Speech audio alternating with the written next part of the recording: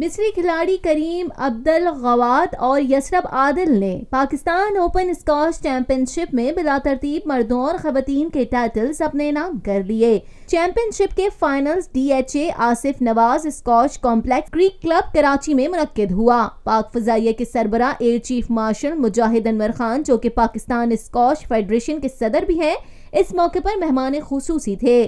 Air chief نے جیتنے والے کھلاڑیوں میں انعامات تقسیم کیے۔ غیر ملکی سرفراز، سابقہ ورلڈ چیمپئنز، اعلیٰ فوجی افسران کے علاوہ اسکواش کے دلدار لوگوں کی ایک بڑی تعداد نے یہ میچ دیکھا۔ روشنیوں کے شہر میں 10 سال کے طویل عرصے کے بعد پاکستان اوپن اسکواش کا انعقاد بلا شبہ ملک کے لیے خوش آئند ہے۔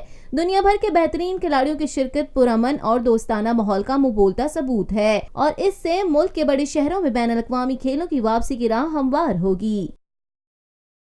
پاکستان میں پہلی مرتبہ حالات حاضرہ کے مختصر مگر جامع پروگرامز، خبروں، تبصروں کے علاوہ دیگر سماجی، تجارتی، ثقافتی، تفریحی، معلوماتی، مذہبی، تعلیمی، صحت اور بچوں کے پروگرامز صرف TNN TV پر۔